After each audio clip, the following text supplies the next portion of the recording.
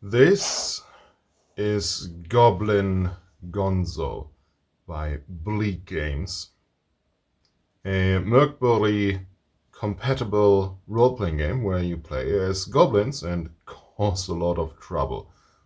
In this game master's perspective, or as the book calls it, the grandmother's perspective, I will give you a brief overview of the game, show you some of my highlights, and then I will tell you where I think this game is for and what other RPG books I think this will work with.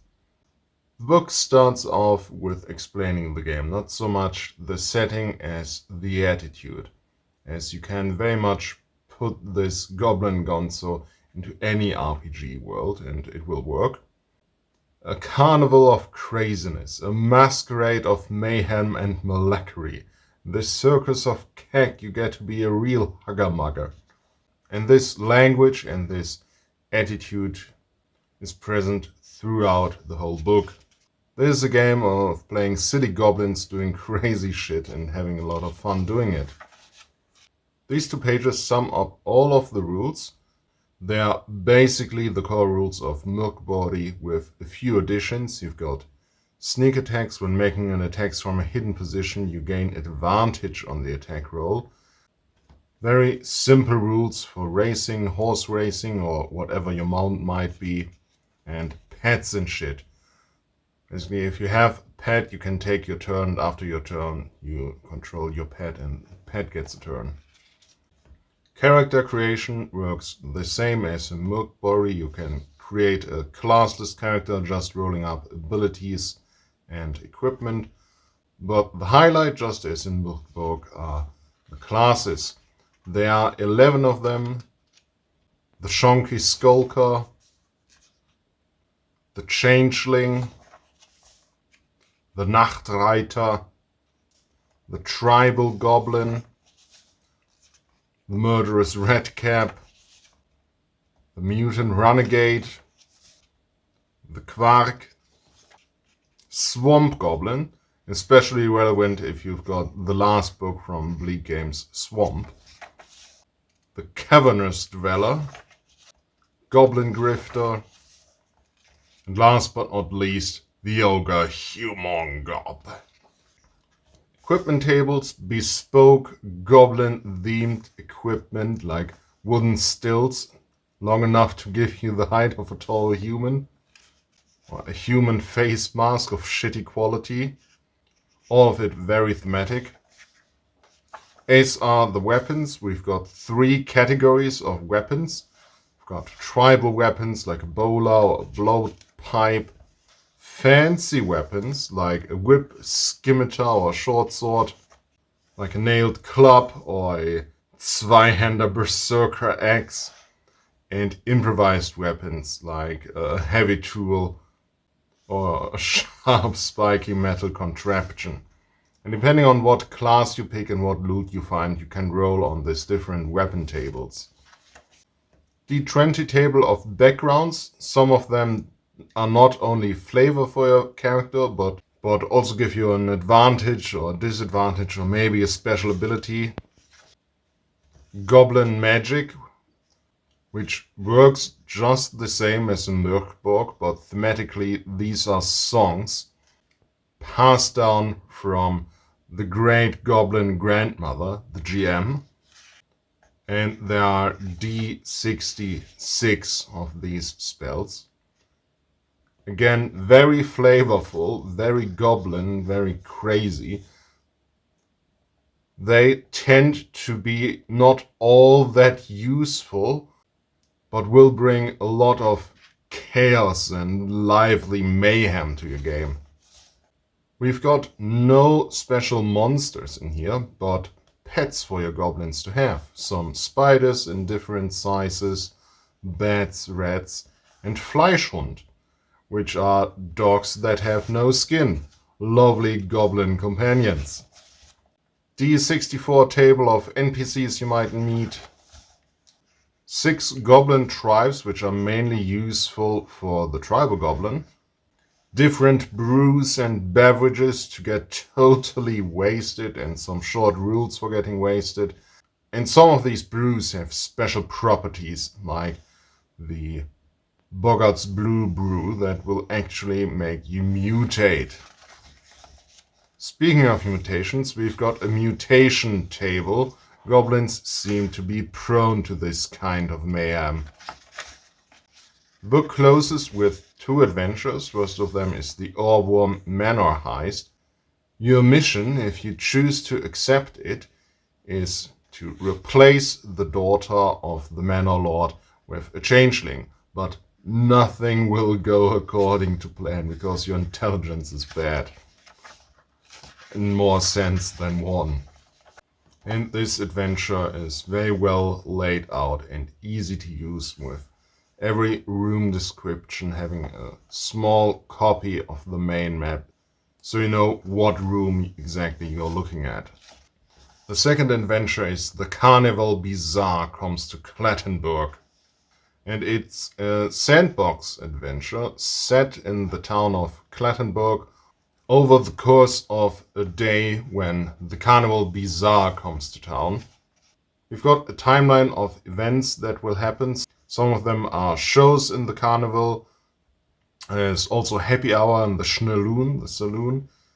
Each hour there's a Schneetz game in the Schnalloon. There's a number of secrets to discover, plots and subplots in this town and these events. But it's a sandbox, and what adventure will happen very much depends on your players, what they want to do. This is more about the fun and mayhem you can have in a town when a carnival is in town than about any serious plot and adventuring. But you get a description of a complete town with the houses and the prominent residents.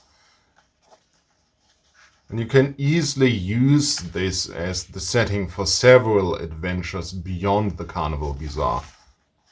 In the front inside cover, you will find a poem and also 2 more poems in the back inside cover. Personally, I would have loved to see the rules in the front inside cover, so they are easier to find. One of the highlights of this main needs to be the batshit cookies. This additional to the luck rules, the omen rules in this game. This is a way for your players to reward your fellow goblin players by being maladjustly, maniacal, utterly unique, head over heels, haywire going, goblin, goo-goo, gaga, madder than a hatter. You get the drift. At the beginning of the game, the GM sets a cup of cookie tokens, 3 times the number of players at the middle of the table. These tokens can be anything. They could be eatable or drinkable, to be consumed when used in game. And when you use up a cookie, you can get +1 damage or +2 DR to a roll. You can auto-succeed on a hit or roll. And you can spend a cookie to roll on any table, be that a weapon table, treasure table, NPC table, or even the mutation table. But you have to come up with a weird and wonderful story on how and why you would be able to roll on that table. I like this rule because it fosters the spirit of the game, that this is about fun and mayhem and camaraderie and having a good time with your friends. So having this cookies, and this could maybe eatables, or maybe just get a bottle of absinthe and any cookie is a shot of absinthe. In this way, this rule will reward and reinforce crazy goblin mayhem. I noticed that some of these classes are very limited, like the Nachtreiter or the Quark.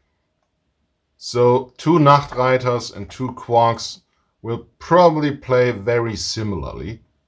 But these are also very unique classes, the Nachtreiter being an adrenaline junkie and the Quark being a swarm of very small goblins, and you play all of them.